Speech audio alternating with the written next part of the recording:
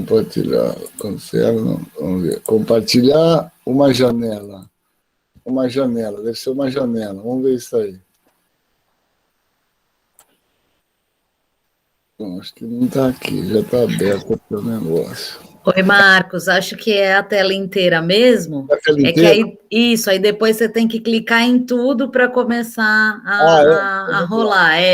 Compartilhar até? Putz, tá. É porque eu não dou lá nesse aqui, não. O meu é diferente. Mas vamos lá, você está apresentando sua tela. Vamos ver se vai dar certo. Vamos ver se vai aparecer algum negócio aí. Está aparecendo alguma coisa? Está aparecendo o seu PowerPoint, só que assim, clique aqui para adicionar um título. Aí agora grandes epidemias Tá e pandemias. Isso aí? Tá sim. Eu só não estou vendo vocês, né? Mas tá bom. Isso, você não vê a gente, mas a gente vê tua tela exatamente como você está vendo, tá bom? Vocês estão vendo uma tela grande aí? Tem grandes epidemias, pandemias da história da humanidade. Tá bonitinho aí? Perfeito. Então tá bom. Então vamos lá. Bom, então, pessoal, é essa a ideia. Eu vou começar a falar um pouquinho, eu não vou tentar ser o mais breve e também fiquem à vontade, eventualmente, em perguntar, tá bom? E eu vou entrar até na outra aqui para, se tiverem qualquer dificuldade, vocês me falem, tá bom? E também, se tiver alguma pergunta, fala. Eu comecei só por esse slide aqui, eu dei esses dias aí. Eu dei uma palestra, eu dei conversando com o professor Naumar, talvez vocês conhecem, um grande epidemiologista, um cara que eu adoro, que é muito meu amigo, e a gente conversou uma palestra lá na Fiocruz, e eu mostrei os negócios, ele gostou, mas eu fiquei feliz, porque esse é um slide interessante que, para vocês entenderem, talvez eu acho que esse é um lance legal para a gente ver o que tem acontecido no mundo, né? O que tem acontecido no mundo em relação a essas grandes pandemias. Então, se a gente notar aqui, né, notem a peste bubônica, né, que acometeu o continente europeu entre 1300 e 1400. Veja, nós tivemos quase de 200 anos para depois ter uma pandemia de varíola, tivemos uma pandemia de cólera em 1800, aliás, que responsável por uma grande mortalidade, inclusive no continente europeu, na Inglaterra, né? E vocês notem que a partir de 1900 a coisa vai se acentuando mais ainda. Em 1900 a gente tem as grandes epidemias de gripe, né, espanhola, asiática, de Hong Kong, que a gente nem fala, mas a asiática matou quase 1 milhão de pessoas, né, a gripe de Hong Kong. Depois tivemos o surgimento do HIV, né, pelo menos descrito em 1983. Mas aí, se vocês pegarem esse curto período aqui, que vai de 2000 a 2019, nós tivemos uma explosão de pandemias, né? Começa aí com o SARS, né? Que é um parente aí desse nosso atual, a epidemia do H1N1-PDM, a cepa pandêmica, o MERS, o Ebola, o Zika, chikungunya, e assim a coisa vai indo, né? Eu acho que um recado que a gente tem que tirar dessa ideia desse slide aqui é que nós precisamos entender que nós estamos num momento de transição epidemiológica e demográfica em que essas grandes pandemias vão se acentuar cada vez mais, né?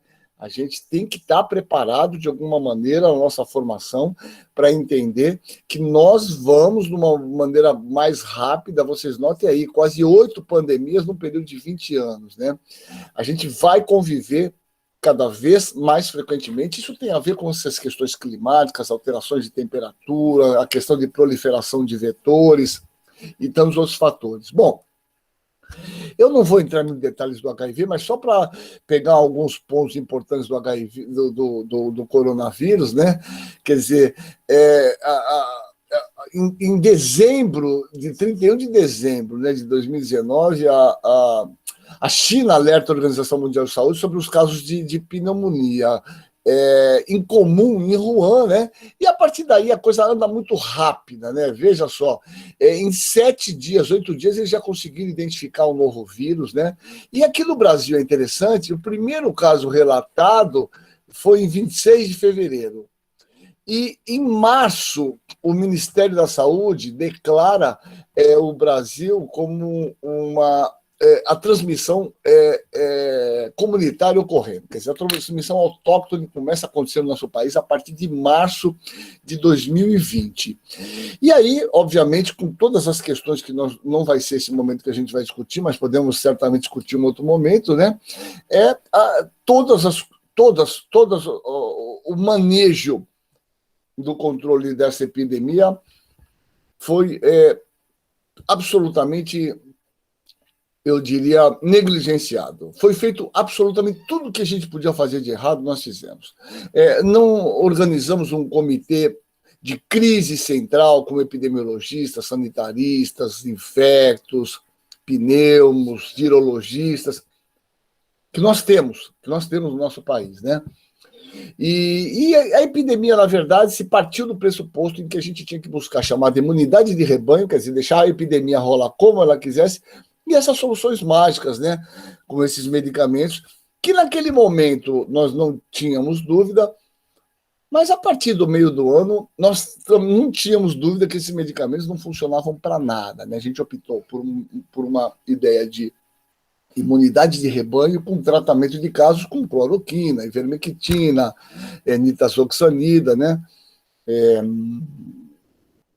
Medicamentos absolutamente não funcionais, né? Que não funcionam. Hoje a gente não tem a menor dúvida, eu espero que vocês também não tenham essa dúvida, né?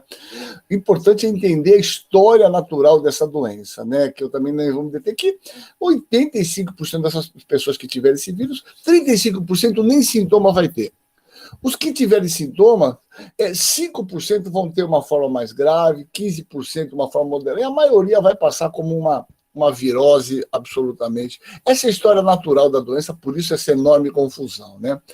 Esse vírus é um vírus diferente, na verdade esse vírus é já imensamente conhecido há muito tempo, é responsável, uma variedade dele, né? Por alguns quadros de resfriado comum, que eu vou mostrar um pouquinho à frente, mas esse vírus particularmente, as evidências atuais são indiscutíveis, que ele não foi um vírus criado em laboratório, não, talvez a gente precisaria perder um enorme tempo para discutir isso, mas ele é um vírus que é fruto de um processo de mutação que ainda não claramente definido. Que ele veio do morcego, nós não temos dúvida, né? A gente tem um vírus muito próximo a ele, de um outro estado, né, que chama Guangdong, lá próximo de Wuhan, onde um morcego hospeda um vírus muito semelhante a ele. Esse vírus tem algumas características, mas é importante, um vírus RNA. Vírus RNA sofre um processo de mutação muito grande, né? No processo replicativo dele, ele vai produzindo mutações que acontecem ao acaso nesse genoma. Ele tem um genoma grande de 30 mil, estão vendo aqui, pares de base, só para vocês terem uma ideia, o HIV tem 10 mil pares de base, né? E dentro desse genoma, ele tem uma porção aqui específica, de cerca de 2.000 pares, 1.200, né, pares de base, que é chamada a região onde tem as informações para determinar a produção dessa spike, que são essas espículas. Essas espículas são fundamentais no processo patogênico desse vírus, porque é através dessas espículas, né, é por onde o vírus se fixa nos receptores da nossa célula, né, os chamados receptores ACE, né, e a partir do momento que ele se fixa nesses receptores ACE, através dessa espícula, né, ele sofre um processo de clivagem aqui por uma furina, né, e através dessa clivagem ele consegue justamente entrar dentro da célula do hospedeiro. É importante, então, a gente entender que isso aqui é fundamental. Veja, essa espícula, ela é determinante para se fixar no receptor, e essa fixação é através, né, de forças eletrostáticas, forças eletroquímicas, como que a gente chama de pontes de hidrogênio, forças de Van der Waals, e assim vai. Ele se liga nesse receptor e, a partir daí, ele entra dentro da célula. Então, daí a gente já vê de cara que mutações no gene que determina a configuração tridimensional dessa proteína teriam repercussões. Isso que são essas variantes. Então, variantes são mutações que vão acontecendo ao acaso nas diversas porções do material genômico do vírus, na medida que ele se reproduz. Esse vírus produz todas as mutações possíveis o tempo inteiro, porque um vírus, quando entra numa célula, ele produz 10 mil partículas virais dentro de uma célula. Então, ele vai sofrendo mutações ao acaso. Existem mutações ruins que se degeneram, mas as mutações boas acabam se implantando, né, se replicando e se tornando maioritária dentro de um organismo e passam a ser transmitidas. Então, o fenômeno replicativo e de mutação é um processo estocástico, ou acaso, que acontece em todo o tempo, e principalmente nos vírus RNA, e esse vírus não é diferente. Então, e daí tem outro entendimento. Veja, assim como sofre mutação, e essas mutações podem facilitar a entrada do vírus dentro da célula, essas mutações podem alterar esse anticorpo que está em verdinho aqui, que é o anticorpo por onde ele se fixa nesse receptor. Então, essas mutações podem alterar essa neutralização pelos anticorpos que nós produzimos. Então, o grande problema dessa enorme quantidade de mutações que vão acontecendo são mutações que acontecem principalmente na porção, né, que determina a produção dessa espícula, tá certo? Porque não só pode fazer com que o vírus se fixe, se reproduza mais, né? Então, por exemplo, essa variedade delta, ela tem cerca de 1000 vezes maior afinidade por esse receptor de ACE, né? Então, por isso, a enorme capacidade de transmissão dela. E o escape da nossa imunidade. A imunidade para vírus, os vírus que dependem de vacina, eles dependem muito dos chamados anticorpos neutralizantes, né? As vacinas que nós conhecemos e que funcionam são vacinas que produzem anticorpos neutralizantes, como o nome diz. Anticorpos que neutralizam essa espícula por onde ele se fixa na porta de entrada da nossa célula.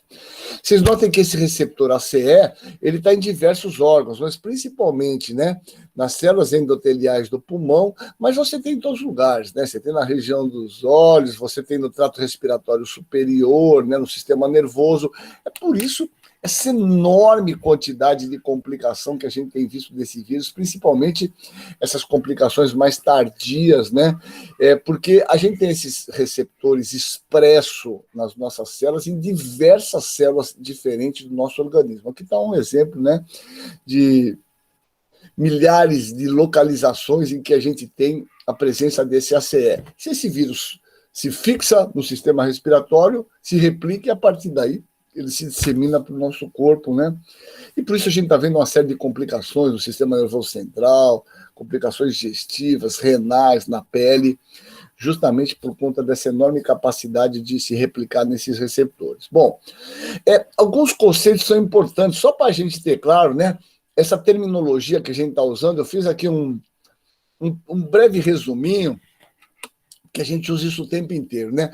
O isolado é um vírus que foi isolado de um hospedeiro, né, infectado, e eles propagaram no meio de cultura e tem lá. Então, existem diversos isolados. Quando a gente isola um vírus, por exemplo, aqui o Adolfo Lutz, ele dá uma denominação para aquele vírus, ele deposita num banco genético, né, de coronavírus, ele recebe uma denominação, tá vendo? Ó, esse é um beta-coronavírus, foi descrito em Wuhan, recebe um nome e foi em 2019. Então, isso é um isolado específico. A sequência genômica é um isolado, mas não isolado no sentido de um isolado só. É uma sequência genômica que muitas vezes compartilha diversos isolados com a mesma sequência, né? Então, é uma sequência de um gene. Variante é uma sequência do genoma que difere daquela do vírus de referência. Então, a gente chama de variante. A nossa referência é essa variedade Wuhan. Então, quando eu sequencio um vírus e ele é diferente daquela variedade, né, na sequência filogenética, hoje a gente tem, né, programas de computadores que fazem isso. Ele é diferente de vírus de referência, a gente chama de variante. Essas variantes, elas só são chamadas variantes quando, obviamente, eu começo a isolar ela com uma maior frequência. E a Organização Mundial de Saúde chama essas variantes de duas maneiras que eu vou mostrar até lá à frente para vocês, VOC e VOI. VOI, que é Variants of Concern, que é variantes de preocupação, e VOI são variantes de interesse. Vocês vão ver o significado disso. As variáveis de preocupação são as mais importantes. É essa que nós temos aí, a delta, a gama, né? E variedade de interesse são variedades que estão se replicando e podem se disseminar no mundo. Elas passam a ser de preocupação. Então, elas podem mudar de acordo com a expansão epidemiológica. Chama-se epidemiologia molecular, né? Uma cepa, né, é uma variante que possui uma característica fenotípica única e estável, definida por um comitê de especialistas internacionais. Nós temos uma cepa de SARS-CoV-2 que se expandiu. Eu vou mostrar, vocês vão entender melhor isso. A cepa, então, são comitês de especialistas não jornalistas, tá? Não são jornalistas que decidem, são os comitês de especialistas e a gente vai ver. Sorotipo, como o nome diz, soro e tipo. A gente usa isso mais para bactéria, para alguns vírus também, né? Isso a gente distingue diferentes vírus por ensaios de neutralização. A gente usa isso muito em leptospira, né? Tem o sorogrupo lá, icter hemorrágico, pomela, glifotifoga e assim vai. Então, a diferença entre um bicho e outro são por anticorpos que se fixam predominantemente num tipo ou outro. Então, sorotipo são definidos por neutralização. Genótipo é a descomposição genética de um vírus. Genotipo é a descrição do genoma de um vírus, né? Clado é um grupo de vírus que tem um ancestral comum. Um vírus se replica, vocês vão entender no próximo slide. E linhagem é um grupo associado a um evento epidemiológico. Por exemplo, a introdução de um vírus numa área geográfica distinta, ele vai caracterizar uma linhagem. Por exemplo, nós temos aqui no Brasil a P1. Essa variedade nós chamamos de gama. É uma linhagem que surgiu aqui, né? Uma variante, mas é uma linhagem, e a partir daí ela se expandiu no nosso continente e agora para o mundo. A gente vai falar nessas palavras, se tiver dúvida, a gente vai ver. Rapidamente, ó, o que a gente admite hoje, vocês estão vendo esse slide, é bem interessante. Na verdade, nós tivemos claramente duas linhagens claramente definidas, né? Essa chamada A e uma variedade linhagem B. Essa A, ela acabou não avançando epidemiologicamente. A cepa que se proliferou e se disseminou foi a linhagem B, né? E dentro dessa linhagem B, há especificamente a B1. Todos os vírus que circulam hoje no mundo são derivados dessa linhagem B1. Todos. Vocês verem que uma das classificações, elas sempre começam com B1, porque todos são. E essa B1 é uma variante que teve uma mutação muito típica, é muito interessante, que é essa D614G. Essa mutação D614G, todos esses vírus que causam coronavírus hoje no mundo têm essa mutação. Ela surgiu, foi descrita inicialmente na Inglaterra, e vê nesse mapinha aqui, ó. A partir do momento que ela foi descrita, ó, ela praticamente predominou. Todos os vírus no mundo, todas essas variantes têm essa primeira mutação, que é a mutação D416D. D é um ácido aspartico, foi modificado por uma glicina. Isso aqui tem carga positiva, isso aqui tem carga neutra. Isso modifica a configuração nessa região da espícula do vírus, né? Então, D640G na porção 614 da região da espícula, você teve uma mutação de uma ácido aspartico por uma glicina. E assim vocês estão vendo esses vírus, eles vão sofrendo mutações, e essas mutações podem ser importantes e elas vão se implantando. Você vê, essa variante P1 e a P2, que nós temos aqui no Brasil, elas são todas derivadas da B1128. E assim vai. Pessoal, se vocês tiverem dúvida, por favor, me perguntem, tá? Vocês estão me ouvindo aí, né? Então, tá tudo bem aí? Tá. Tudo certo, Tudo Casé, dá certo. para ouvir Então, bem. beleza. Pergunta, beleza. Então, vê, nesse momento, ó, a Organização Mundial de Saúde, ela classifica essas variantes aí, ó.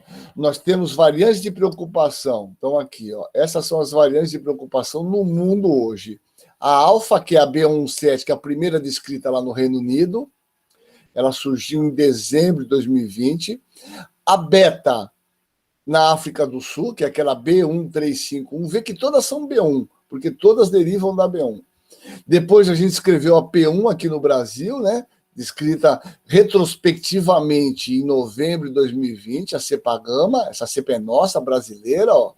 E essa mais temerosa atual, que é a cepa delta, que é indiana. Ela tem duas outras variedades, ó, que é a BK, que na verdade não se implantaram muito. A mais importante é essa cepa delta.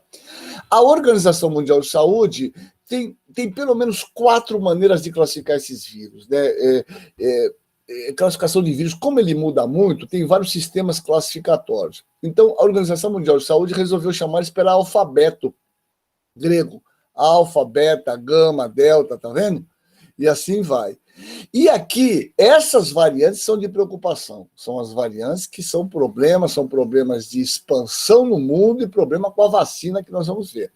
E as variáveis de interesse são variáveis que elas se expandem, mas acabam não se disseminando no mundo. Veja, essa Epsilon foi uma cepa que surgiu na Califórnia em 5/3. Ela se expandiu, mas aqui, ó, eles viram que diminuiu os casos, eles puseram ela como alerta apenas em 6/7. Essa cepa zeta, que é a P2, surgiu no Brasil, eu vou mostrar para vocês no Rio, ela se expandiu muito, mas ficou restrita ao Rio. Ela já também diminuiu, a gente mal detecta ela, saiu fora. Quem tem de interesse no mundo? Essa ETA. Muitos países, ela continua se expandindo. Na Filipinas surgiu essa Teta, que é a P3, e nós temos agora a Iota, a Kappa e a Lambda. A Lambda é aquela C33, que eles estão chamando de cepandina, né? Você vê, a cepandina, que é a C37, é uma variante de interesse. E, mais recentemente, essa cepa Mu. Parece até piada pronta, né? Mas é Mu, que vem de gato. Mas Mu é na letra, na verdade é Mi, né?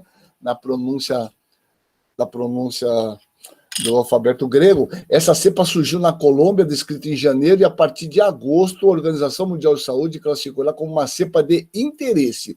Essa cepa Mi aqui, que é a Mu, ela está se expandindo muito rapidamente. Hoje a Colômbia e o Equador praticamente são com essa variedade Mu. Então vocês notem que isso aqui, ó, é aquilo que eu mostrei para vocês, as variantes, é um quadrinho que eu fiz aqui bonitinho, depois eu passo para vocês, tem o mesmo que a gente viu ali atrás, mas aqui tem os locais do genoma do vírus onde tem essas mutações. Então reparem que aquilo que eu falei, todas têm essa 614G. Todos os vírus que circulam no mundo têm. E aqui são umas mutações na região da espícula do vírus, essa E484, essa 501, reparem, um dado mais genial da biologia molecular é que todas essas variantes, eu acho que está aqui, elas compartilham mutações em lugares comuns. Isso a gente chama em biologia molecular de uma mutação convergente. Essas cepas surgiram na África do Sul, surgiu na Inglaterra, no Brasil, surgiram na Índia, todas fizeram mutações nos mesmos lugares que conferem ela a maior capacidade de se replicar e de se transmitir, mas foram independentes, uma não deriva da outra. Isso a gente chama de uma evolução convergente. Muito legal isso, né? Quer dizer, por que isso é legal? Porque isso é uma mutação que trouxe vantagem para o vírus acabar se replicando mais e transmitindo mais, né? Então, veja, todas elas têm coisas em comum, né? Entre elas. E a delta, essa cepa delta, tem uma mutação nessa localização aqui, que é essa chamada P681R. Isso aqui é no sítio da furina. Ele facilita a clivagem para a entrada do vírus dentro da célula. Então, os vírus que têm essa mutação na furina e a P681 têm mais capacidade de entrar mais rápido na célula. Por isso, se transmite mais, se replica mais. É o que a gente está vendo na variedade delta, né? Então, vocês notem que essas pequenas mutações trazem um estrago, podem... Você tem mutações aqui que são secundárias, mas às vezes você tem uma mutação que é determinante para esse vírus se replicar, perder a capacidade de proteção pela imunidade adquirida por outras variantes, né? Por isso esse enorme interesse no mundo em estar monitorando isso, a gente pode chamar isso de epidemiologia molecular de um vírus, né? Beleza? Então, notem o Brasil. O Brasil, nós tivemos aqui 2 cepas chegaram aqui. A P1128 né? E essa P1133. Essas duas foram as cepas que todas as outras que a gente tem no Brasil se derivaram delas, todas elas. Vê, essa cepa de Manaus é a P1281, é a P1. Você vê, ela é derivada, esta aqui, que derivou essa mutação, que é a famosa P1, que a gente chama de gama, e assim vai, né? Aqui no Brasil, só para vocês verem, ó, estão vendo? No Brasil, essas duas variedades foram as principais que chegaram aqui da Itália e da China. E a partir dessa, essa P121, ela continua circulando, mas ela derivou essa linhagem P1 em Manaus, que hoje é a maioria, e outras variedades aqui que foram um pouco importantes.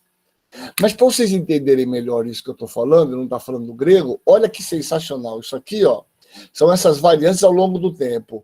Reparem que você tinha primeiro aqui essas variantes sem mutações aqui no mundo, né? Isso aqui é uma outra denominação, 20A, que é aquela B128 lá. Reparem que quando surgiu a primeira variante foi a alfa. Essa alfa, qual que é a alfa? A alfa é a alfa, beta, gama. A primeira descrita foi a variante inglesa. Você vê que ela se expande rapidamente, ó.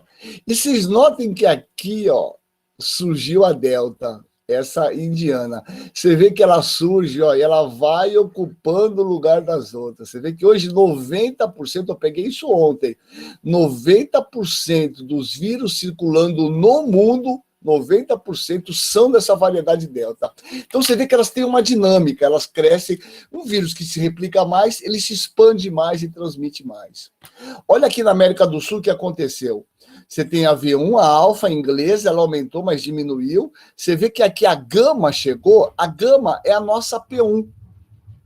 A gama é a P1, é a cepa de Manaus. Você vê que ela se expandiu aqui de uma maneira também bem importante, mas olha quando chegou a Delta. A Delta chegou hoje, a Delta é responsável por 59% dos casos na América do Sul. Essa aqui é a cepa lambda, né? É uma variedade que é aquela variedade que a gente chama uma variedade de interesse. Você vê que ela aumentou e diminuiu. E essa aqui, vermelhinho, pessoal, é a Mu. Essa vermelhinha aqui é a Mu. E essa aqui é aquela C1, que é aquela salâmbida, é aquela cepa que eles chamam de variedade andina. Aí você vê, o que está aumentando realmente é delta. Quando a gente olha no Brasil, é sensacional, não sei se vocês estão vendo isso, olha que sensacional. Nós tivemos primeiro, quem chegou aqui no Brasil são aquelas variantes, a B128, que veio lá da China, né, predominou. Mas a primeira que surge aqui em outubro é essa P2. Essa P2, veja que ela se expandiu, mas aqui, em novembro, surgiu a famosa P1. Você vê que a P1, ela se expandiu de uma forma impressionante. Olha aqui, ó. E olha o que está acontecendo a partir de junho. Quem está se expandindo aqui? Essa roxinha. Quem é essa roxinha aqui? A roxinha é a famosa cepa delta. Essa aqui é a indiana. Então, você vê como eles se movimentam. Você pega um vírus que tem mais capacidade de transmissão, eles vão se expandindo. Então, você vê que, olha, praticamente 99% dos casos do Brasil era a P1, que era a de Manaus. Hoje, com a chegada da delta, ela está se expandindo de uma maneira impressionante. E aqui, ó, do mesmo jeito, vocês estão vendo, ó, quando a gente pega as linhagens relevantes, notem que, olha só, olha aqui, ó, 60% das variedades sequenciadas no Brasil já são a delta. 60%, pessoal. E como ela se replica mais, se transmite mais, então praticamente... E olhem aqui em São Paulo, esses dados aqui para vocês verem, olha só que interessante. Esse amarelinho era a P1. Você vê que a P1 dominou tudo, ó. É amarelinho aqui, a P1, que é essa cepa de Manaus. É que o Bolsonaro fez lá, pegando os casos de Manaus e levando para o Brasil inteiro. Ele disseminou a P1 no Brasil. Mas reparem que aqui, ó, na semana 33, é o primeiro momento, tá aqui, ó. Semana 33 é o primeiro momento, tá aqui, ó, no boletim do Ministério, depois quem quiser ver isso, né? Olha só, desde o início, as variantes mais incidentes de São Paulo são a VOC, 82%, mas 33%, olha aqui, ó, 33% na semana epidemiológica 33, nós já temos um predomínio da cepa delta. Então, quem predomina hoje no Brasil, quem predomina aqui em São Paulo hoje é a cepa delta. E aqui onde nós estamos, ó, a cepa delta é responsável por 72% dos casos do vírus circulando aqui na Baixada Santista, é a variante delta.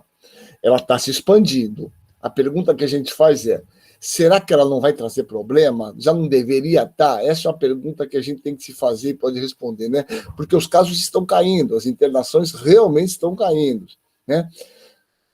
Qual que é a previsão do que pode acontecer? Então, essa é uma ideia dessas variantes aí, para vocês terem uma ideia. Reparem que hoje, aqui em São Paulo, nós temos uma mistureba, né? Nós temos 38 linhagens circulando no estado de São Paulo, mas quem predomina é essa linhagem delta, que é a indiana, né? Beleza? Bom, essa é uma ideia das variantes. Só para ser rápido aqui, para não me estender muito bom, a grande pergunta que a gente faz, esse vírus muda, sofre mutações. Ora, nós somos seres superiores que produzimos anticorpos, que produzimos defesa. O tempo inteiro nós somos agredidos. Nosso corpo produz anticorpos, né? IgM, IgG, né? Então, como é que funciona isso? O que nós podemos entender? O que a gente já sabe dos coronavírus? Isso aqui é só uns dados para mostrar para vocês do nosso estudo lá do Guilherme Álvaro, para vocês terem uma ideia. Hoje, né, em junho, 78% já de todos os funcionários do Guilherme Álvaro, em junho, já tinham positividade, já tinham anticorpo positivo para a coronavírus. 78%. Isso inclui gente que teve a doença e imunizado. Quando eu comparo lá essa imunidade, só uma curiosidade para mostrar para vocês, né? Indivíduos que trabalham na área administrativa em verdinho, na área assistencial, você vê que quem está na linha de frente, obviamente, se infecta mais, né? 23% a mais. Mas o dado mais surpreendente é esse aqui. Esse dado aqui é de deixar os meus cabelos em pés. São poucos, mas eles ficam. Olha esse dado aqui, pessoal. Eu estratifiquei aqui quem tomou a vacina, quem tinha anticorpo negativo e tomou as 2 vacinas que foram a Coronavac, 2 doses. Reparem que indivíduos entre 20 e 50 anos, 81% produziu anticorpo. Não estou falando nem de quantidade, produziu anticorpo. 19% não produziu anticorpo.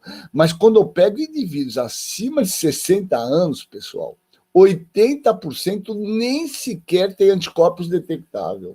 80% não produziu anticorpos com 2 doses de Coronavac e 20% produziu.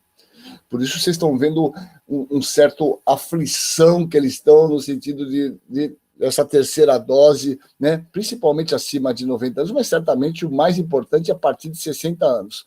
Você vê que entre 50 e 60 é meio a meio. Então, vocês notem que o limite é aqui, ó. Abaixo de 50 anos, você produz menos, e a partir disso, isso certamente tem a ver com a questão da imunossenescência, né? Então, primeiro princípio disso aqui, isso aqui já está publicado, já está mostrado isso, e obviamente os trabalhos vão nessa linha, né? Nós precisaremos de reforço, sim, indiscutivelmente.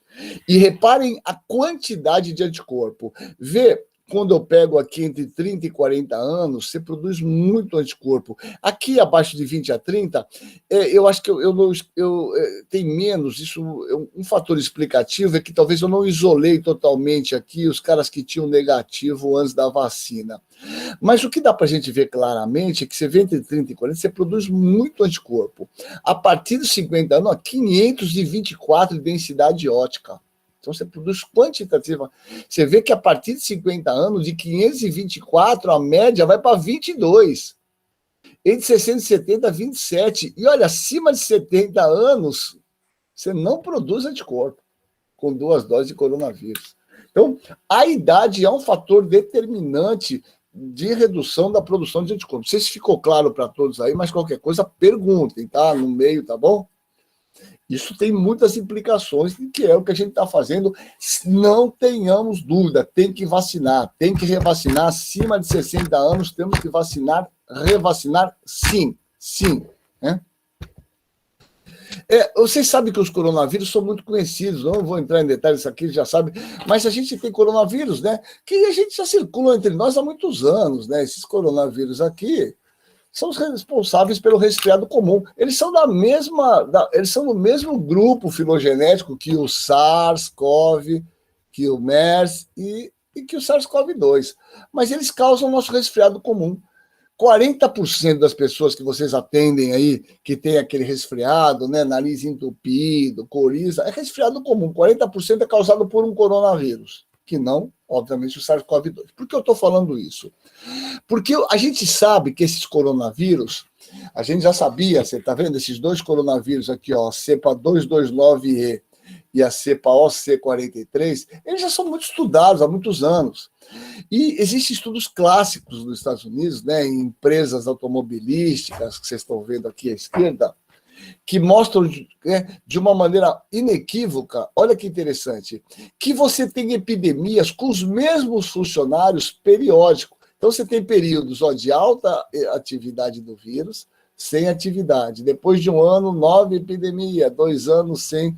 Então, vocês percebem que nós já sabíamos que os coronavírus produzem anticorpos de pouca durabilidade. Isso é um clássico. A gente já tinha certeza que, mesmo a doença, ou só a doença, mas a vacina te dá uma proteção de curto espaço de tempo. Não é uma vacina duradoura, ou não é uma doença que te traz imunidade pro resto da vida, como o sarampo, a catapora, a rubéola. Então, isso é importante, né?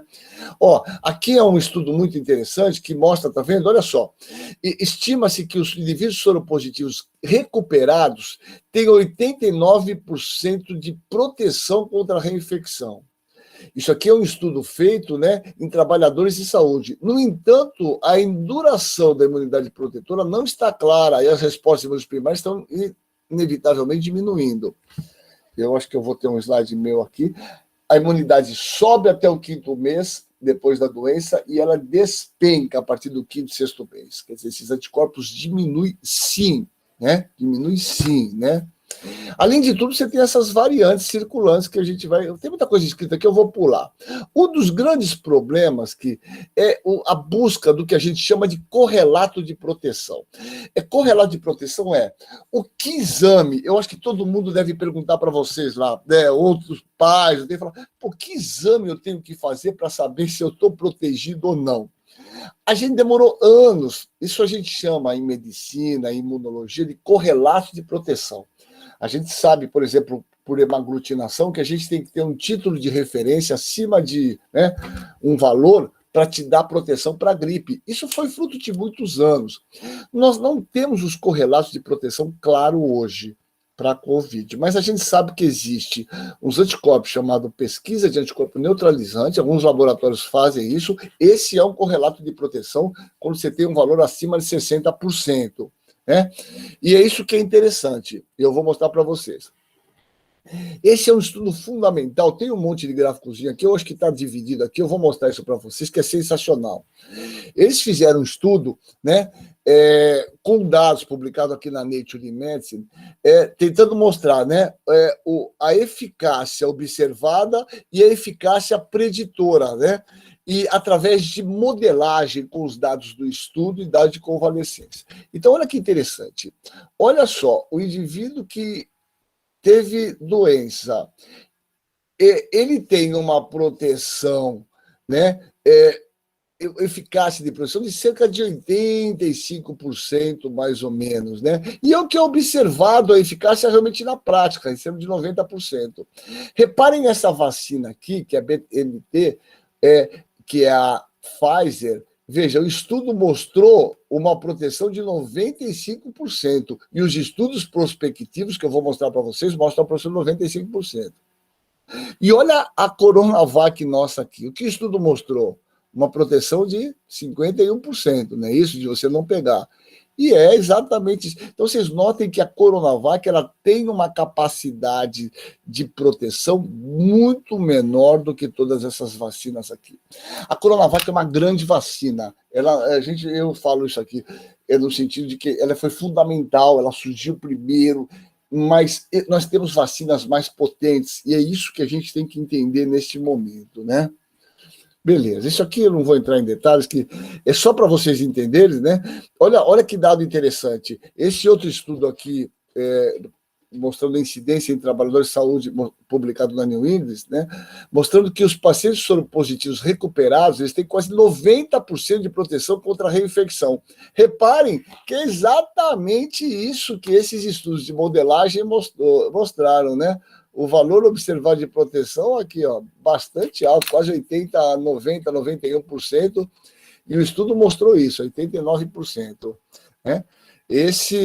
Indivíduos que tiveram anticorpos, anticorpos que a gente chama de neutralizantes, não houve infecções sintomáticas nesse grupo. Então, a presença de anticorpos que a gente chama de anticorpos neutralizantes, né? Pesquisa de anticorpos neutralizantes para coronavírus, eles é um correlato, sim, de proteção contra a doença. Esse é um dado importante. Esse exame não tem na rede pública, mas você pode pagar, custa 600, 800 reais para você fazer, ele vem numa porcentagem, né? 60%, 70%, 80%, ele é um correlato, né? Então, pesquisa de anticorpos neutralizantes. E reparem que o dado mais interessante é que esses anticorpos decaem. Isso aqui é inevitável, né? Eu já tinha publicado isso, mas todos os anticorpos neutralizantes, eles decaem. Você vê a proteção estimada é em torno disso aqui, ó, de 50% do título, mais ou menos, como vem nos exames. A partir daqui você perde proteção. E você repara, ó, que a partir dos 100 dias, 150 dias, a gente já decai essa proteção. Então você tem proteção pós-vacina, né, pós-doença, em torno de 6 meses a 8 meses, esses anticorpos já não são mais protetores. Esse é um dado importante para a gente falar. E aqui é um dado interessante de todos esses estudos que mostrou a produção desses anticorpos neutralizantes pós-vacinação. Esse dado é sensacional.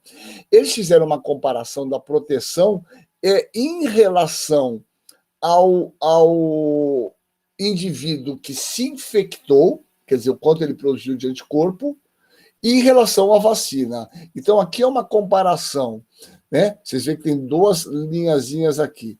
É uma comparação entre a vacina e o indivíduo contra soros de indivíduos que tiveram a produção de anticorpos. Então, você vê que para essa vacina Novavax, a vacina produz 4 vezes mais anticorpos do que a própria doença.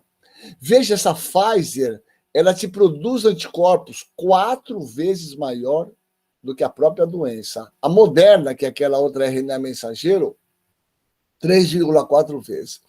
A Sinopharm, uma aprovada chinesa, comparável. A Oxford, que nós estamos usando, é comparável. A Janssen produz 2,3 vezes menos anticorpos do que a doença. Lembrem que a Janssen é uma dose só. E a Sinovac, que é a nossa Coronavac, ela produz 6 vezes menos anticorpos do que a doença. Então, das vacinas, a que tem a menor capacidade de produzir anticorpos neutralizantes, que a gente usa no Brasil, é a Coronavac, seguida da Oxford, e a Pfizer e a Novavax, que tem a melhor capacidade de produzir anticorpos. 4 vezes. Quer dizer, a vacina te produz 4 vezes mais anticorpos do que a própria doença, né? Isso é sensacional, né?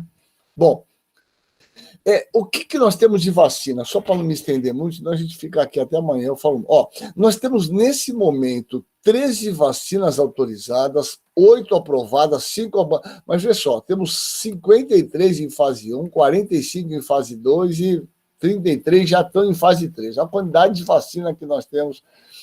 Esse é um site muito legal do New York Times, né, que é muito legal. Eles têm umas coisas de animação lá muito interessantes. Vocês podem entrar NYT, né, e coronavírus, tem uns dados muito interessantes. Então, nesse momento, nós temos 13 vacinas autorizadas, que aqui inclui 2 cubanas, né? A Soberana e a Abdala, 2 vacinas boas. Infelizmente, essas vacinas não ganham projeção internacional, já são usadas, além de Cuba, na Venezuela, no Irã. Bom, mas são 13 vacinas nesse momento que estão em utilização, tá bom? Aqui estão elas todas, como eu falei para vocês, né? Estão vendo? Pfizer, Moderna, Gamaleya, Oxford, né? Existe uma vacina aqui, a Bharat Biotech, essa que o Brasil estava comprando, deixou, depois daquelas cenas bastante interessantes que nós estamos vendo aí na nossa CPI, né? Daquele bando de baixaria, que é aquela vacina indiana, que é bastante interessante essa vacina, mas o Brasil saiu fora da compra dela, mas ela já está aprovada. Bom, a pergunta que a gente fez é qual é o impacto da vacinação, e aqui é um dado de vida real, por exemplo, no Reino Unido. E eu vou direto para o que interessa para a gente ver aqui. Olha que dado impressionante. Isso aqui, pessoal, são dados de vida real do sistema de vacinação inglês. Na Inglaterra, olha só, em 1.945.000 segmentos. Olha o que eles mostraram. O Reino Unido só utilizou 2 vacinas. A Shadox, que é dele, né, que é a Oxford, e a BNT, que é a Pfizer. Olha só, após 21 dias da primeira dose, eles tiveram 61% de proteção com a Oxford, 66% com a Pfizer. Reparem que após a segunda dose, 14 dias após, 80% de proteção com as 2 doses. É uma proteção muito boa. Isso aqui chama-se efetividade, né? É o dado da vacina em vida real, tá certo? E esse dado é o dado melhor de todos. É uma publicação maravilhosa, brasileira. Está publicado, ainda não foi revisado por pares, né? E eles compararam 75 mil brasileiros que foram vacinados entre 18 de janeiro e 24 de julho. Eles compararam a Coronavac com quem tomou a Vaxzevria. Vaxzevria é o nome da Oxford. A Oxford recebe esse nome atualmente, como vocês querem, o AstraZeneca ou Vaxzevria. E o dado é impressionante, que são os dados que eles pegaram de pacientes que internaram ou morreram com esses dados que eles cruzaram de vacinação. E aí entra tudo que eu quero mostrar para vocês. Olha só esse dado. Veja, pacientes acima de 90 anos, a Coronavac, né, tem uma eficácia contra a morte de 33% apenas. É muito ruim. Olhando isso melhor, nós vamos nos deter nesse próximo slide, eu pus aqui arrumadinho. Veja, quando você pega indivíduos acima de 90 anos, e nós não tivemos a publicação da Coronavac, você veja que a proteção dela é 33%, é inaceitável, né? Uma proteção contra a morte. E aí explica um pouco alguns casos que a gente está vendo de indivíduos que evoluíram para a morte, que tomaram a Coronavac, né? Porque ela te traz uma proteção de 33% contra 65% da Vaxzevria, Fiocruz, Oxford, como vocês quiserem. Né? Vocês verem que para 80 e 89 anos, a proteção é só de 67% contra 90% da Oxford. Então, vocês notem aqui, principalmente nessa faixa etária aqui, a perda de proteção é muito grande. Né? Ó, mesmo aqui de 70 a 79, ó, você trabalha aqui com o quê? Ó? 76%. E aqui você tem aqui quase 90%, desculpa aí, quase 90%. Então, vocês notem que para indivíduos, né, abaixo de 50 anos, essa mudança não é tanta, mas em todas as faixas etárias, vê aqui é 75%, olha os 75%. A Coronavac perde muito. Esses dados, pessoal, são nacionais. Por isso, não tem sentido. Nós estamos vivendo essa briga nesse momento, que essa briga, né, governo federal e estadual, a revacinação, do meu ponto de vista, não pode ser com a Coronavac. O que nós estamos fazendo aqui em São Paulo, aqui em Santos, deveria ser claramente ou com a Pfizer ou com uma dessas vacinas aqui de vetor viral. A outra pergunta que a gente faz é, será que essas vacinas funcionam para essa cepa B1617, que é a cepa indiana? Os dados mostram que ela perde eficácia. Veja só, aqui é a neutralização. Quando eu comparo, tá? Veja só, aqui no pretinho, quando eu comparo o indivíduo que teve a doença contra a cepa delta, ele tem 2,6 vezes mais chance de ficar doente, né? Ele perde, ou falando ao contrário, ele perde eficácia em torno de 2,6 vezes. O indivíduo que teve aquela cepa britânica, né, essa B117, em relação à Delta, ele perde 1,4 vezes a eficácia. Quer dizer, vamos supor que o cara teve a doença pela cepa inglesa. Ele tem 1,4 vezes de perda de eficácia contra a proteção para Delta. Né? Agora, aqui a cepa africana, quando eu comparo a cepa africana com a Delta, você perde 11 vezes proteção. E aqui a P1, que é a nossa. Você vê quem teve essa cepa Delta, perde 11 vezes a proteção contra essa doença. Então, quer dizer o quê? A gente tem em torno, né, de 11 vezes de perda de proteção para essa cepa Delta, aqueles indivíduos que já tiveram a doença pela cepa P1. Né? Então, o que eu quero dizer? Quem teve doença pode se reinfectar com essas variedades diferentes. Né? Tá certo? Ainda que os dados mostram que é uma doença de menor gravidade. E aqui os dados bem legais, é muito legal isso aqui, está bem exemplificado, que é a eficácia da Pfizer e da Oxford. Olha que interessante. Após a primeira dose, 3 semanas após a primeira dose, a AstraZeneca e a Pfizer tiveram uma eficácia de 33% contra a variedade Delta. E após 2 semanas da segunda dose, você teve uma proteção de 60% contra a variedade Delta para Oxford e de 88% na Pfizer. Então, você vê que a Pfizer tem uma boa eficácia, mesmo com essas variedades Delta, né? Existe estudo da Coronavac, num número reduzido de pessoas na China, mostrando uma proteção de 70%, 15 dias após a segunda dose. Mas eles não fazem distinção em relação à idade. Então, esse estudo tem um bando de problema, mas tem um estudo só, que mostra uma proteção da vacina Coronavac contra essa variedade Delta. Né?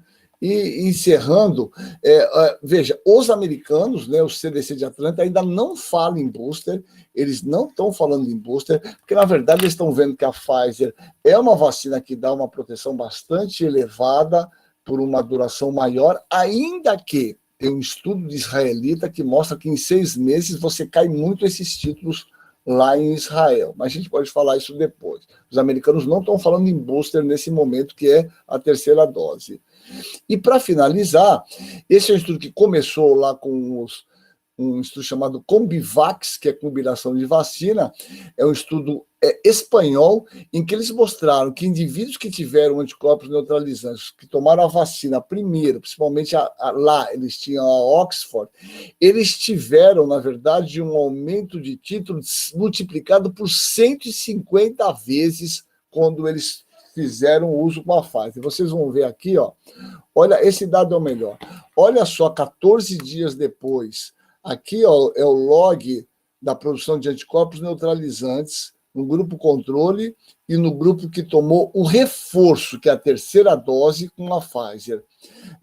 Trabalhos mostrando que se aumenta até em 1000 vezes a quantidade de anticorpos quando você cruza essas doses. Então, você tem aqui o cruzamento da Oxford para a Pfizer, né? E nós não temos dados ainda da Coronavac com algum tipo diferente. Mas um corolário dessa pesquisa aqui, o Ministério da Saúde no Brasil, e que, olha, vocês percebam que em todas as faixas etárias, esse dado é surpreendente, né? Em todas as faixas etárias, para aqueles que tomaram Shadox, que é Oxford, e foram revacinados com uma Pfizer, eles tiveram um pico de anticorpos que se mantém, veja, em todas as faixas etárias. A importância, talvez, de a gente combinar vacinas. Nesse momento, a gente precisa disso, né? Quer dizer, todas essas vacinas são boas, mas a gente está num segundo momento e a gente tem que trabalhar com as vacinas melhores e outras certamente virão, né? Por conta disso, o Ministério da Saúde, vocês têm essa informação, né?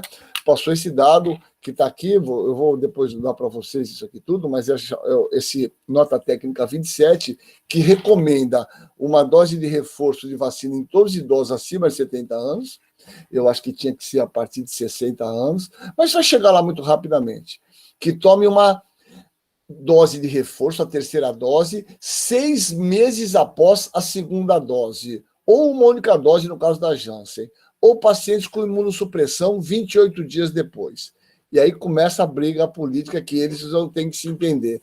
A vacina a ser administrada adicional deve ser preferencialmente a Pfizer ou de maneira alternativa, vetor viral, Janssen ou AstraZeneca. Em São Paulo, né, o governo chamou um grupo, na verdade, os grandes especialistas saíram fora, né, não posicionaram, Esper Calas, Calil, você viu que nenhum deles se posicionaram a favor de fazer esse reforço com a Coronavac. Eu não estou aqui, só estou pondo aqui minha opinião, tá certo? Publicamente, eu acho que esse reforço tinha que ser com uma vacina mais potente, né? Mais imunogênica, claramente são essas outras, mesmo porque os meus dados são 80% acima de 60 anos, nem anticorpo produz. Então, é esse o dilema que a gente vive, né? Pessoal, esse é um panorama, eu falei aqui mais rápido para a gente ter um tempo de conversar um pouquinho também, tem muita coisa para falar, eu acho que é legal, eu vou descompartilhar aqui, e eu acho que é legal a gente conversar um pouquinho, vocês tiverem alguma indagação metafísica aí, a gente pode estar dando uma conversadinha, eu espero ter mostrado um pouquinho dessa questão das variantes e estou à disposição de vocês e obrigado pela atenção de todos aí. Depois eu mando essa aula para vocês lá, se quiserem dar uma olhada com mais calma, alguma coisa aqui interessar, tá bom? Depois eu mando para a Tati aí e ela manda para vocês. Combinadíssimo. Turma, tá aberto aqui para a gente fazer perguntas, conversar. A pessoa está fazendo comentários aqui no chat, Marcos, não sei se você Deixa eu ver acompanhado. como eu vejo o chat aqui, peraí. Aqui, levanta a mão. Tá aqui, chat. Vamos ver se é isso aqui. Bom, Tati, tem como gravar? Gravou. Muito obrigado, adorei. Tá. Queremos aula sempre. Não, eu não estou vendo nenhuma pergunta aqui. Ainda não, mas... Tá. Mas fala, beleza. Entenderam tudo, vocês entenderam tudo, eu estou feliz. Eu acho que a grande discussão que nós temos várias discussões, mas a primeira pergunta que eu estou me questionando aqui fortemente é: será que essa cepa delta não chegará? Não, eu sinceramente, aonde essa cepa delta chegou, ela está causando estrago. Todo mundo, né? Nos Estados Unidos, a gente está com 1.400 mortes por dia atualmente nos Estados Unidos.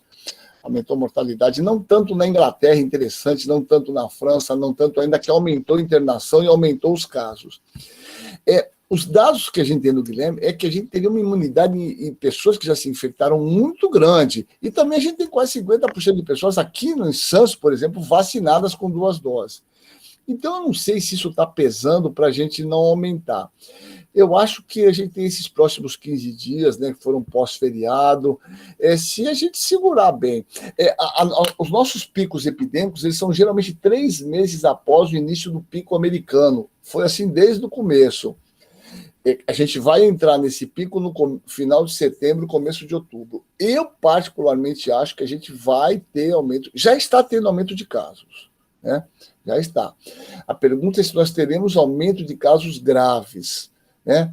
Se essa imunidade conferida previamente pela vacina e até para os indivíduos que já tiveram, não te traria uma forma mais branda, uma imunidade parcial de você ter casos menos. Eu acho que essa é uma hipótese que a gente está considerando muito, né?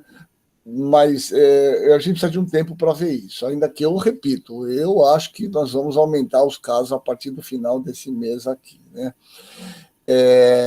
A outra questão é a questão desse reforço. Esse reforço estão correndo atrás porque certamente tem essas informações, tem esse dado que eu já publiquei, mas o meu dado, obviamente, vocês têm dados até mais robustos que o meu, que mostram que a pega vacinal é muito pequena a partir de 50, 60 anos, e principalmente com a Coronavac, e as outras também, viu? A Pfizer cai muito no 8º mês, então nós precisaremos de reforço, principalmente indivíduos acima de 50 anos, mais de 60 anos. Não tenha dúvida disso, né? A pergunta que o mundo faz é: talvez nós precisamos de reforço de quanto em quanto tempo? Já falam em 8, 10 meses, talvez não em um ano, né? Tal qual a gente faz com a influenza, né? Mas é uma questão importante. Esses anticorpos não se sustentam há muito tempo, não. É uma constatação da maioria dos trabalhos, né? Marcos, tem 2 perguntinhas aqui no chat. Deixa eu abrir aqui. A Lilian está perguntando, aqueles que tomaram a Janssen, Tem indicação até o momento de tomar segunda dose após 6 Sim, meses? sim, está escrito lá. A indicação é 6 meses após a segunda dose, naquelas vacinas que tinham 2 doses, ou 6 meses após a Janssen, que é dose única. A Janssen necessita de reforço, sim. Então, todo mundo, nesse momento, acima de 70 anos, 6 meses após, ou pacientes imunossuprimidos, pacientes HIV, paciente em quimioterapia, paciente tomando droga como metotrexato, prednisona acima de 1 miligrama por quilo por dia, acima de 60 miligramas, tem que tomar reforço. Aí é 28 dias só. Né? Paciente imunossuprimido é 28 dias após a última dose. É importante essa informação, tá? Isso está no manual do Ministério, né? No manual do Ministério, no município de Santos, eles têm dado só Coronavac. Eu estou recebendo muita discussão aqui, que a que tem, eles têm dado, que é uma orientação do governo do estado de São Paulo. Né? Essa briga aí, Bolsonaro, eles estão nesse momento, estão transpondo isso aqui para a vacina. Né? A indicação do Ministério é que se faça preferencialmente a Pfizer ou, na ausência, a vetor viral. Não fala em Coronavac, só o estado de São Paulo. A impressão que eu tenho, não sei, Marcos, se você... acho super bacana, assim, você tá... Porque, como é a terceira oportunidade que a gente tem de conversar sobre coronavírus aqui, é muito legal a gente vendo também como a gente vai agregando informações novas, e isso vai também possibilitando fazer novas escolhas, né? Determinado momento em que a gente entendia que talvez não tivesse chance de reinfecção. Agora isso está claro. Terá reinfecção, tem reinfecção, a proteção é um tempo 30%, curto, né? 30%, isso está publicado, dos casos de Manaus, daquela pico de casos que foi em janeiro, 30% foram reinfecção pela P1. Aquelas que já tinham tido e fizeram a reinfecção. Então, a reinfecção é possível, sim, e principalmente quando você tem essas variantes diferentes. Né? Isso aumenta o risco de possibilidade de reinfecção. Tem mais 2 perguntas aqui. O Ricardo está perguntando se acha que teremos que revacinar as pessoas no ano que vem com outra vacina que não a Coronavac. Me refiro às outras faixas etárias. Eu acho que a tendência, não tenho dúvida que a tendência será a revacinação periódica, assim, de toda... Né? O que acontece, talvez, é que, tal qual acontece com a gripe mata em todas as faixas etárias, mas a gente sabe que o grupo prioritário da gripe, influenza, é indivíduos acima de 50 a 60 anos e crianças. Né? Então, muito provavelmente a gente vai entrar num circuito de você ter que revacinar, não tenho dúvida, mas talvez priorizando determinados grupos etários. Mas aí também a gente precisa de mais tempo. Por quê? Eu sei se vocês viram o dado meu, abaixo de 50 anos, você produz anticorpo muito robusto, você produz anticorpo com muita intensidade, muito. Então, eu preciso de mais tempo, o mundo precisa para ver quanto tempo vai decair esses anticorpos, né? Então, talvez a gente estratifique isso por idade. A partir de tal idade, tenha reforço exatamente igual a gente faz na gripe, né? É isso. Mas eu não tenho como dizer ainda de todas as faixas etárias nesse momento, não, viu? A gente precisa de mais tempo para ver esse decaimento de anticorpos, né? Mas acima de 50 anos, não tem dúvida.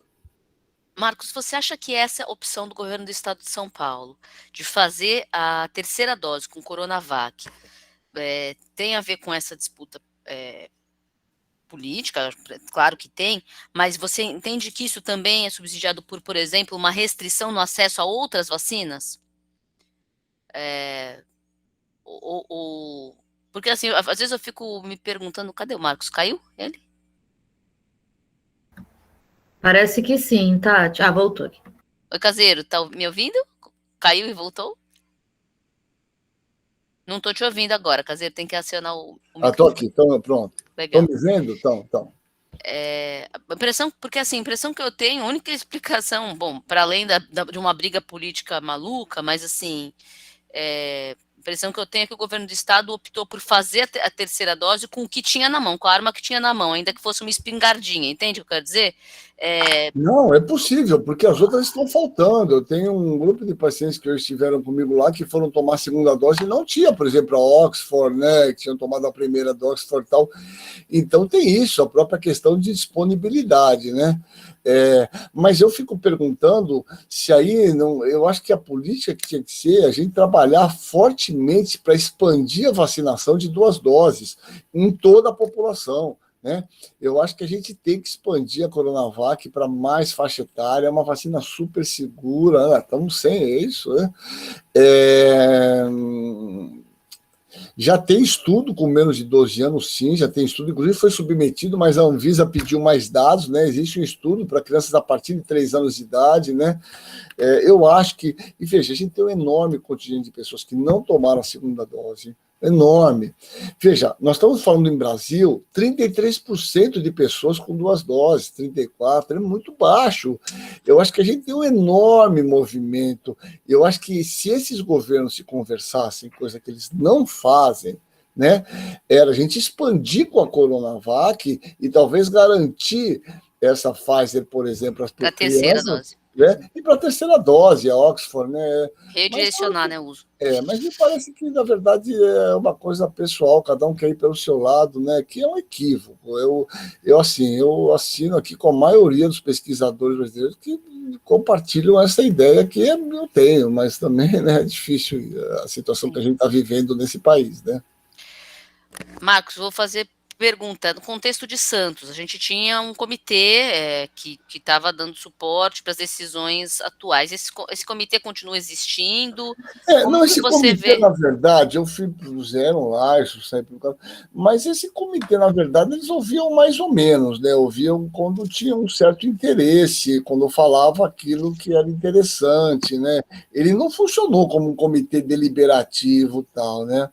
Mas aí depois que eu mostrei minha posição política, que é clássica, né? Eu tenho 57 anos, sempre sabe, mas aí eu aprofundei ela, me filiando ao partido, eles nem falam uma coisa, nem me chamam, mas que eu estou feliz, graças a Deus, nem querem me olhar, nem falam, nem me ligam, nem querem saber, ninguém escreve ao coronel, Gabriel Garcia Marques, o que me deixa extremamente feliz, né? Porque muitas coisas que eu falava há muitos anos, que a gente tinha que, muitos anos, desde o começo, falei, vamos fazer testagem rápida, vamos fazer isso, vamos fazer isso, vamos fazer isso, vamos fazer isso, né? Então, esse comitê não funcionou de uma maneira deliberativa, ele funcionou assim, sempre funcionava, temos que falar com os que está pegando o bicho, os caras não querem, vai lá o Marcos para falar, vai lá. Então, assim, é um comitê pro forma, não tem consultivo, mas nesse momento não consulta mais nada, eles tomam as decisões sozinhas aí. Me ligaram recentemente, depois que tiveram aqueles casos daquelas vacinas, que Santos teve aquelas vacinas que estavam vencidas, né? Para dizer que é a minha opinião, que eu expressei o que era, foram o que eles fizeram. Mas que, na verdade, foi feita num lugar que não SUS, né? Na verdade, num lugar que foi terceirizado, não é verdade? Porque o SUS é treinado, as pessoas que são treinadas no SUS jamais fariam isso. A primeira coisa que eles fariam, checariam um tubinho, né?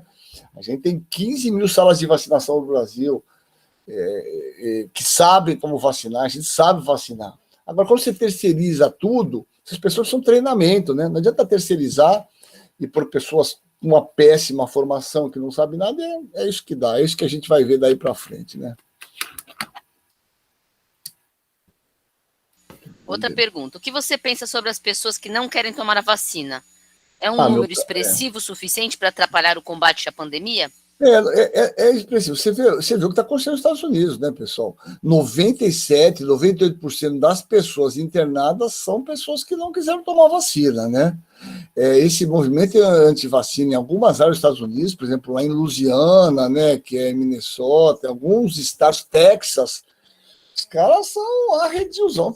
Então, é uma coisa que meio mundial isso, né, pessoal? Essa coisa que a gente está vendo aqui é um movimento de ultradireita que está rolando no mundo inteiro. Lá é democratas e liberais, aqui é a mesma história, né? Bolsonarista, não bolsonarista, é a mesma história. Isso está rolando em muitas partes do mundo. Infelizmente, né, contaminando de uma forma absurda a ciência, né?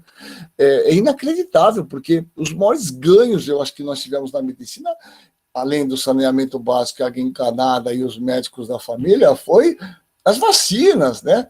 E, de repente, a gente levava as crianças lá, põe o bracinho, metia a vacina em todo lado, você não perguntava, a gente erradicou a poliomielite. A gente praticamente, né, alguns países da África ainda tem, a gente erradicou a varíola, a gente praticamente acabou com o sarampo, catapora, rubéola, difteria, cara. Eu fiz muita traqueostomia no Emílio Ribas, de paciente que fazia difteria, que chegava, acabou. Alguns de vocês viram difteria já? Alguns de vocês já viram aquela doença tosse comprida, né, coqueluche? Meu, doença terrível, o cara parar de tossir, um negócio desesperador, as crianças vomitavam, desmaiavam de tanto tossir. Essas doenças acabaram, né, com vacina. Então é assustador. A gente vivia no começo do século passado, em 1910, dados de São Paulo, 36 anos a expectativa de vida média. Hoje é 82, 84.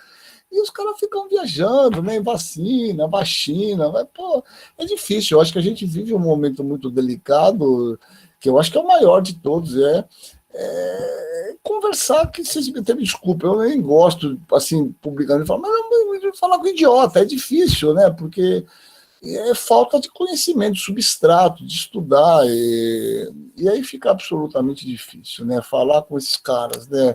Quando estão meio convicto de que isso é isso, a vacina implanta chip, essas barbaridades, que foi pouco tempo, eles não sabem o que é um estudo clínico. Estudo clínico, puta, 24 semanas está de bom tamanho. É evidente que você tem o pós. Todos os medicamentos, qual é o medicamento que é aprovado com mais de 24 semanas? Todos, é 24 semanas, 48 é aprovado. Né? Aí você tem farmacovigilância que segue. Mas, então, esse é um longo trabalho que a gente vai ter que ter pela frente, né? E não são, pessoal, são pessoas, né? Você fala, isso é... Não, as pessoas menos letradas vão lá tomar, isso é coisa de um grupo, né? De pessoas que têm informação, isso que mais me assusta, né? Que mistura coisa de naturalismo, que não tem nada a ver, né? Se você é vegetariano, naturalista, você tem esse entendimento, né? De um processo milenar que se faz lá na China em 2000 a.C., já se fazia variolação, né? Mas, enfim, é difícil, é um momento difícil.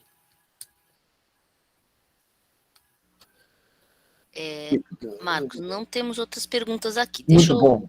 Deixa eu aproveitar e perguntar a última coisa para você. Em relação a 30% das pessoas, você mencionou esse dado, não tomaram segunda dose. Né? Como é que você vê isso, ou os estudos que estão relacionados a isso? Porque eu realmente acho isso um número muito alto, Marcos. Às vezes me pergunto se não há falha no registro. Eu vou falar um negócio para tu, viu, Tatiana? Eu acho que a gente tem duas questões aí que são fundamentais. É alto, mas existe um dado epidemiológico publicado na Nature. O Brasil, você sabe que o país que o maior grupo de pessoas que não querem tomar vacina, por exemplo, é a Rússia. Né? E os países que mais a população é favorável à vacina é o Brasil. Nós não temos uma população tão negacionista, não. Eu acho que o grande problema que a gente tem é uma dificuldade. Eu tenho participado de umas lives, tá? Até estava numa agora há pouco aí na fórum. É que você conversa com os caras com uma intelectualidade, os caras começam a viajar em superestrutura, infraestrutura, e eles não entendem o que nós todos que estamos aqui conhecemos. Quando você atende a população aqui, você vê o nível cultural dessas pessoas que a gente atende. Né? E você fala coisas tão simples. Eu tinha um paciente que tinha dificuldade de entender o que é 8 e 8 horas, que o dia tem 24 horas, que fala dia é dia, noite é noite. Eu falei, não, sim, mas um dia compõe um dia e uma noite. Eu falei, não, o dia é de dia, quando tem luz, noite é noite.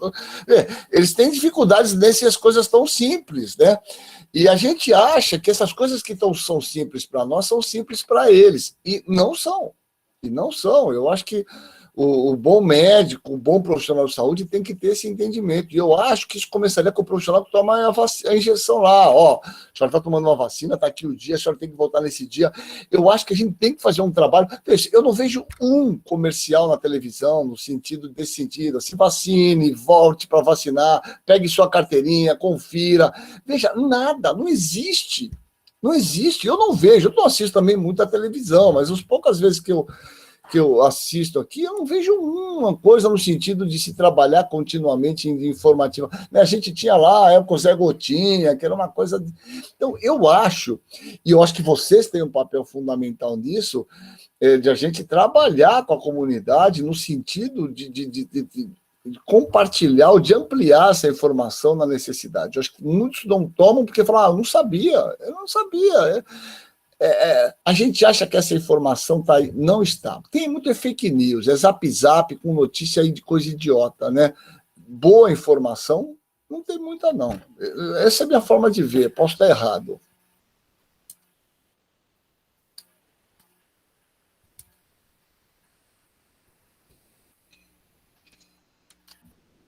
Pessoal, então.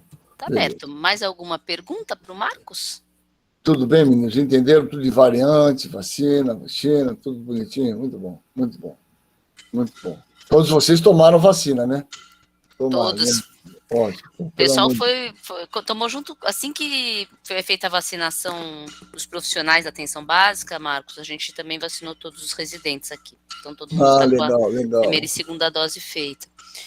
Essa é uma outra coisa, eu acho que eles tinham que também considerar, eu acho que isso foi, eu até conversei esses dias aí, mandei, considerar essa coisa da revacinação, talvez, em profissionais de saúde, talvez, a partir de uma certa idade mais precoce, eu acho que tinham que revacinar quem tem mais de 50 anos, entendeu?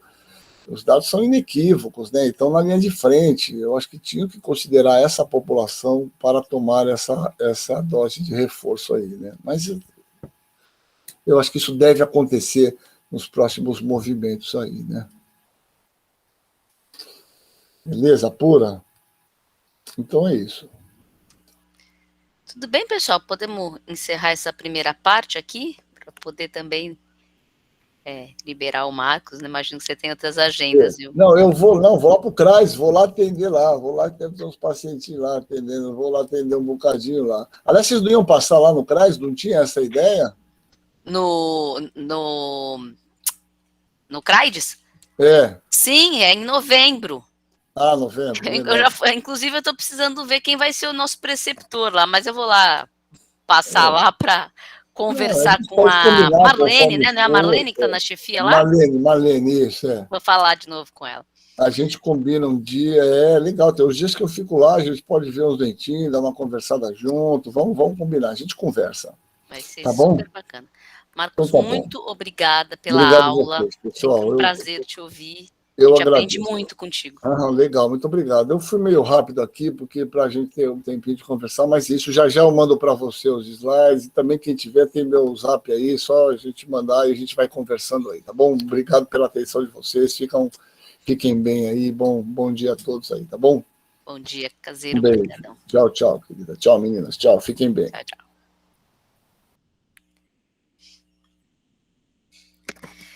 Pessoal, foi bacana, né? É sempre um banho de conhecimento, né? Marcos Caseiro é um pesquisador, um apaixonado pelo conhecimento científico e também super atuante na secretaria, tentado contribuir como pode no enfrentamento da Covid nos espaços que ele tem, né? Então, sempre bacana poder chamá-lo aqui. Boa ideia, não sei quem foi o residente que sugeriu, a residente que sugeriu, mas foi excelente. Pessoal, posso interromper aqui a gravação? Porque acho que sim, né? Eu não sei como. Que legal que vocês gostaram.